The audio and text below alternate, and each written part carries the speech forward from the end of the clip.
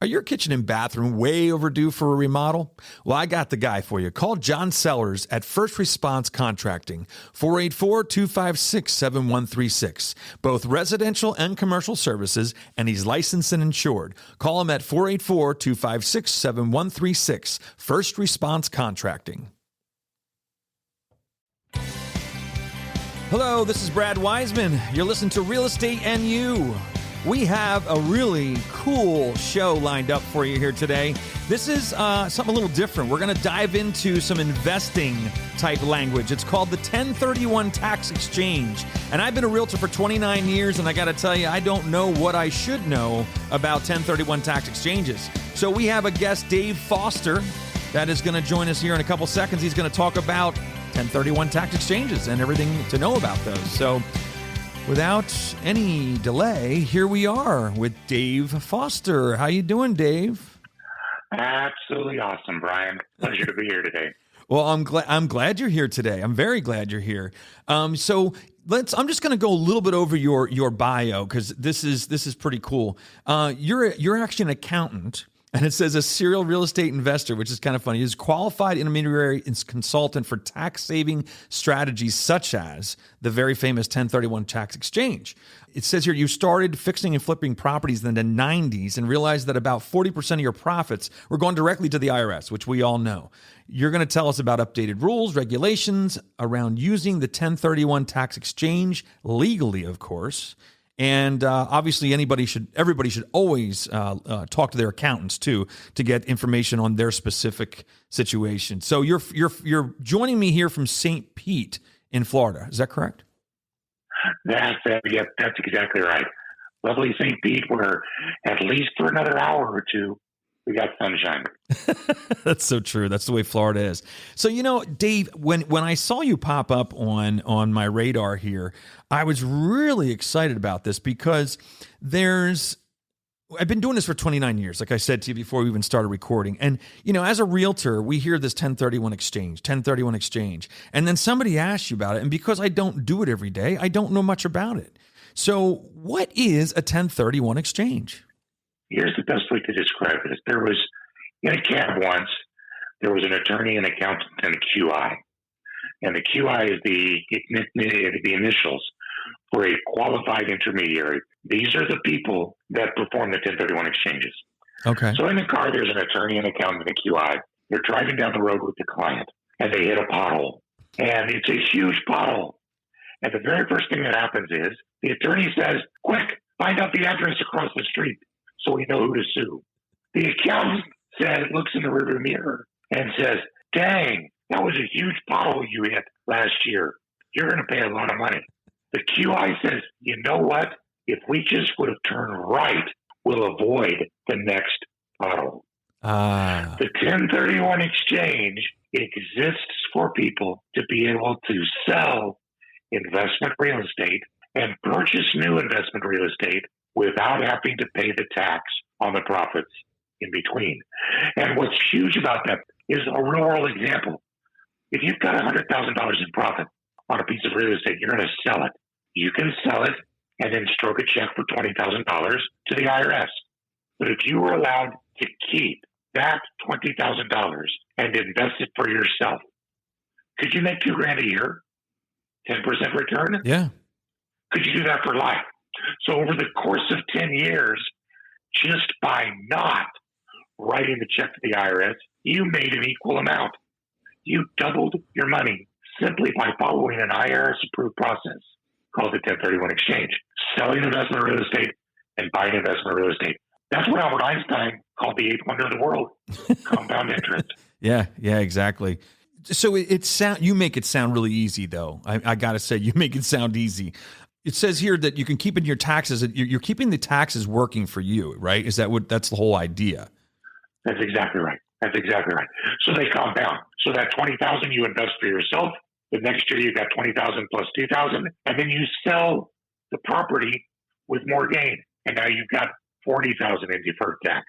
Gotcha. That's making you $4,000 a year. And over the course of a 20 or 30-year investing career, in real dollars, that can result in a multi-million-dollar difference in the size of your portfolio versus the person who paid the taxes like a good little trooper as they went along.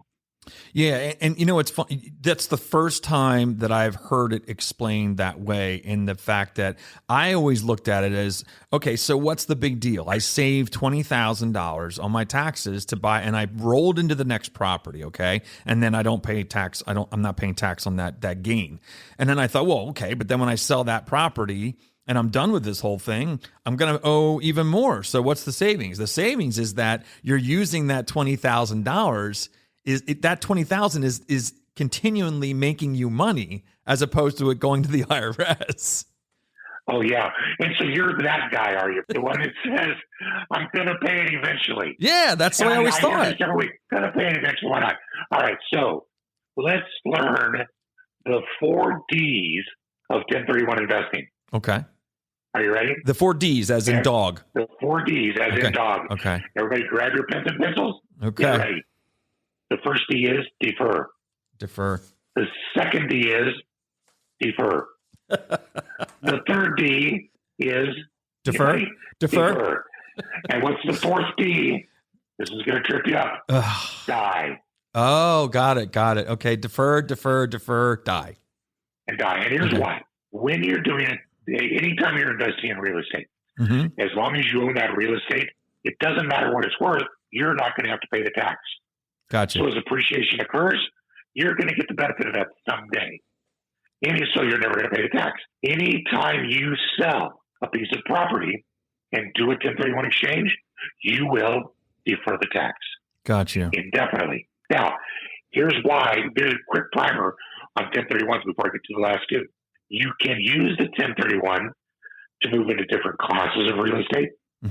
You can go from any type of investment in real estate to any other type of investment in real estate, residential to commercial, active to passive. You can move to any other geography. Wow.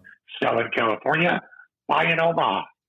Sell in Pennsylvania, buy in Florida. Wow. You can use it to go from small properties to consolidate into larger properties. You can go from a larger property and purchase several smaller properties. Oh, wow. You can do all of those things, but as long as you use the 1031 exchange, you will never defer. You'll never pay the tax. Gotcha. Now, the third D is as long as you convert the property into your primary residence later, then you will be able to sell your old primary residence and take that money tax-free. And by moving into the 1031 property, you will again indefinitely defer tax. Interesting. So you're saying, wait, I can keep deferring, buy $1 million mansion, and then sell that, and I don't have to pay tax on that. Well, no, not quite. You could buy $1 million investment property. Okay. That you use for investment for a year or two. Okay. And then you move into it. Ah, gotcha. Okay? That makes sense. Because once you move into it, now it's your primary residence. Right. So it falls under the rules of Section 121. Right. And once you lived in it, now it used to be, and by the way, if you read my bio, you'll read about how we managed to transfer our portfolio from Colorado to Connecticut to Florida, and then actually ended up buying a 53-foot sailboat and raising our 4 boys on it using tax-free dollars.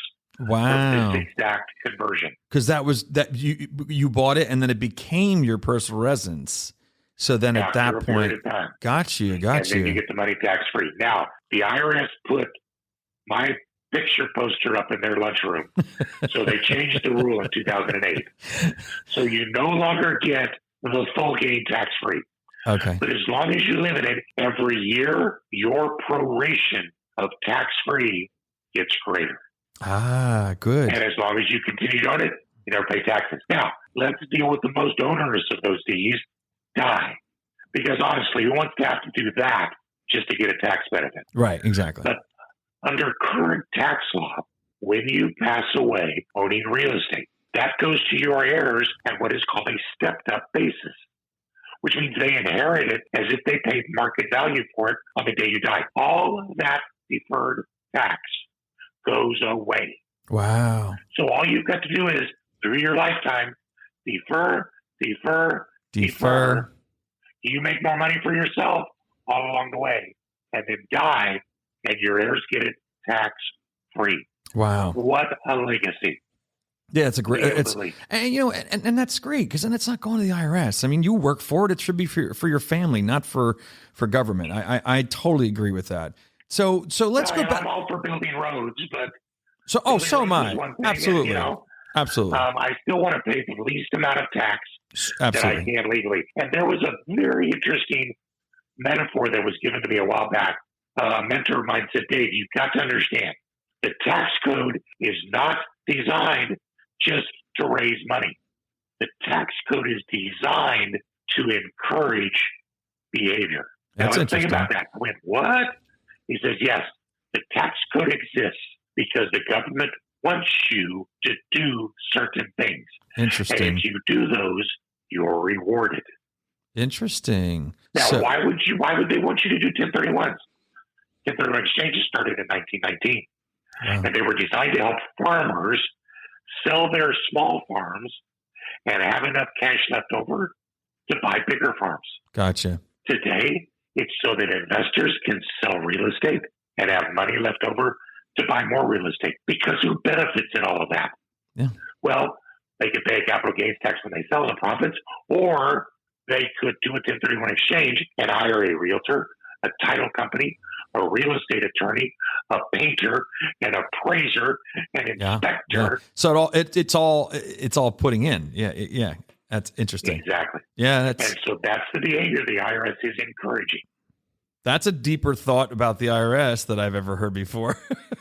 It makes me look at them a little bit nicer. One of the things that I've heard, yeah, that's true. One of the things that I've heard before, and maybe you can clarify this. I've also heard that that you have to be careful. You can't go from a restaurant to like a 10 unit. Is that, you know what I mean? You have to stay in some kind of same line of investment, or no? Is that a misconception? No, actually, the rules of like kind are very, very broad. It is literally any type of real estate that is used for productive use in business, trade, or for investment can be exchanged for any other type. That's what's so powerful. Because if you get tired of single-family residence, you can move into multifamily. Okay. Or you can move out of commercial.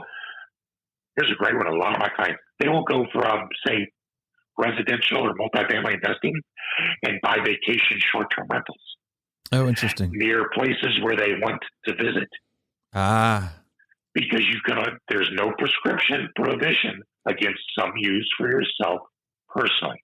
Okay. So they're able to buy a vacation property that they make money on and they use themselves. Now, where the restriction would come with like a restaurant, like you mentioned, is that you can't exchange the furnishings, the fixtures, and the equipment. Gotcha. It's just the real estate. On that. It's the real estate. The real estate yeah. stuff, right? Okay, that makes sense. I mean, typically that's off on a separate agreement anyway. A lot of times, in a business transaction, that's really cool. So let me move on here. There's some other questions that I have here. What's the impact of investing? It says with or without the 1031. Obviously, if you're not doing a 1031, you're paying capital gains when you sell the property. I mean, that's just plain and simple. Yeah, that's exactly right. You're just going to pay the tax, and then you got the money left over to keep investing. We do. You know what? I need to get this put up on our website. If anybody wants to email me, I will forward to you a copy of the spreadsheet analysis. Okay. Where we start with two investors. They make $100,000 on their first sale. Right. And the only thing different that they do is one does a 1031 and reinvests the profit. The other one pays the tax as they go. Now, what that means is that on the first sale, the first investor has $100,000 to buy. And so they can put 20% down on a $500,000 piece of property. The investor who pays the tax only has $80,000 left. So they can only put 20% down on a $400,000 property. Got it. See the difference there? Yep, absolutely. You fast forward 5 years later, and the 1031 investor has enough left to buy a little over $1 million. The person who's paying the tax can buy a little less than $1 million. Wow. The next transaction at year 10, the 1031 investor can buy about $3 million, and the tax-paying investor can buy around $2 million. And at the end of year 20, the next transaction, so we're only dealing with 4 transactions. Right. The last and final transaction, simply by using the deferred tax, the investor doing a 1031 holds a portfolio worth about $11.5 million. Wow. The person who pays the tax has a portfolio worth about $3.5 million. Boy, Now, compounding. I'm big happy time. for them. I know. Yeah. I'm not going to cry for that other investor, but which would you rather have? I think I'd rather have the other one. Yeah, that's definitely better. No kidding. And for those who want to say, but you're going to pay the tax anyways, I say, okay, why not wait and pay the tax then? Right. Because how many months of income is it going to take on a $12 million portfolio to pay $500,000 in tax? Yeah. 4 or 5 months. Yeah, right. And then you still got the properties. Yeah, exactly. Yeah, they're still making income. They're still income producing. It is. It's amazingly powerful. So now what's the other thing I heard about too, and this is like, again, and I don't know if this is a misconception. They say there's a time period you have to line up. Like there's a lot of organizing to do this from what I've heard.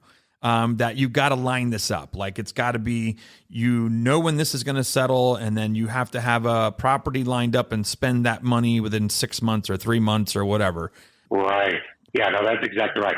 So the IRS lost a massive court case that spanned about 20 years. Wow. In 1994, I think. And as a result of that, they had to make 1031 exchanges usable. As you can imagine, they lost the lawsuit. So how happy were they? Oh, not very happy. So they had to create a structure by which we work in. And it's almost like kind of a thumb on your nose saying, fine, we'll let you do it, but here's a process. And if you break one little piece of that process, you're done. You lose your entire exchange. Oof. So yeah, it's a very specific process. What you're referring to are the 2 timing requirements. You only have 45 days from the date of the closing of your sale to identify your potential replacements. And you have a total of 180 days to close on your new property. Now, after day 45, you may only close on one of the properties on that list, and the list can't be changed. So yeah, there's some time constraints that have to be there. Now, there's steps that people can always take to mitigate those things. Shop for your new property early. I tell people in this market where things are selling in a week, why would you try to sell your old property and then go buy your new property?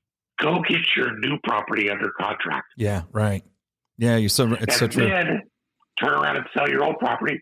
You'll get a cash offer in 3 days, close in 30, and you're off to the races. Yeah, because otherwise, identifying properties and having them still be on the market while you're waiting to sell yours, good luck. Exactly right. Not in this market. Right. Not in this market. So tell me, Dave. So you have a company where you do this. So tell me, what do you do for your clients? Like, how do you work here? That is unfortunately because I know I like to bite the hand that feeds me a lot, but I have a job because the IRS says that you have to use the services of an unrelated third party to process the 1031 exchange. Yes. So the qualified intermediary, which is what we do. Good. That is the only thing that we do. Got it. Are people's 1031 exchanges. I'm an accountant who hates doing tax returns. Thank heavens, because we can't do our clients' tax returns. Right. My attorney partners cannot do law work. We can only do the 1031 exchange. But that's such a key role because, number one, the IRS requires it for your exchange type. But number two, because of what you said, it's a very complicated process. Yeah, it is. And every investor needs a Gandalf who's going to be their guide to the mines of Moria. Yeah. I would not want to ever take this on alone. I mean, there's just no way. And you said you can't. They really want you to use an agent. Yeah. So you could do, so if I have somebody up here, you could actually work for a client of ours up here. It doesn't matter what state or no? No, it doesn't matter what state at all because it's a federal statute. Gotcha. Yeah. So it's practiced the same way. Now, there are some little nuances state to state. Right. Occasionally. So, which is why it's actually usually best to get someone who's not near you as long as they've got the depth of experience in your state because so many transactions start in one state and end in another. Right. Got it. For instance, you're in Pennsylvania, I think, right? Yep. So here's a little bad news for you. Governor Wolf has never managed to get the 1031 passed at the state level. So if you sell a property in Pennsylvania, you will get to defer your federal tax. But not your state. And you'll get to defer depreciation, but you're going to pay that 3% Pennsylvania tax. It doesn't surprise me. Wolf is not a very well-liked person all the time here. So, well, you could always follow California's suit. But they probably don't have anything either, or no? Well, no, they're recalling their governor. Oh, yeah, this is true. That big vote. No, it's not that bad here. It's not that bad, but that's interesting. I was going to ask you that question. What about the state? Because the state's going to want their money, and if we don't have 1031 approved here in PA, then you're paying gains on that through the state. But the federal one is the big one. I mean, that's the one that's the one that can get really ugly really quick. So tell me, we got to wrap this up. We've been on here for 21 minutes already, believe it or not. So this has been a great show, but I do want to wrap it up. So tell me, as a whole, tell me, how do we find you? I'm going to be posting you all over our Facebook page and things like that, because I obviously want to direct people to you if they need any kind of help with this. But tell me, is it Facebook the best, or where? Right. No, the best way is to go right to our education portal and website, which is the 1031investor.com. Oh, that's easy. We created this deliberately because, remember, we talked about 96. Nobody knew about 1031s before that. Right. In 2008, you remember those days? Yes, I do. Very well. I call them the dark days. Yeah. We lost 70% of our realtors. Oh, my gosh. And almost all of the campfire knowledge about 1031 exchanges. So nobody knows about it. So if you go to the 1031investor.com, I've got a YouTube series of about 32 videos. We've got calculators, articles, blogs, everything to teach you about it so you can see if it's right for you. And then you can holler at me and we'll steer you right. And then and they can hire you to do it then after that, right? And take them the rest of the way through the process. Your lips to God's ears. Oh, man, that's awesome. Well, I'll tell you what, I learned a lot. And like I said, I've been doing this for a long time. I'm basically a residential guy in real estate, but it's nice to learn about these 1031 tax exchanges because they're happening. And as the market keeps going up, people are going to want to save money on their investments. I mean, that's just the way it is. They want to save money when they're going from one investment to the other, and that makes a lot of sense. But thanks so much, Dave, for coming here. We're going to post your stuff all over our Facebook page, on my personal, on the Real Estate and You one. And I just want to say thanks for coming on and being a guest, because we learned a lot today. Oh, this was a lot of fun. I enjoyed it. Happy to come back anytime. That's great. Thanks a lot, Dave. There you have it, Dave Foster. That was just a lot of fun. A lot of fun. He's got a website here. Let me just recite that one more time. It's the 1031investor.com, and you can get his information, and he'll help you out. There's a lot of information on that website. I was on it the other day, so there's a lot on there that you can get information and then have him take it the rest of the way for you. So we'll see you real soon. Thanks for listening.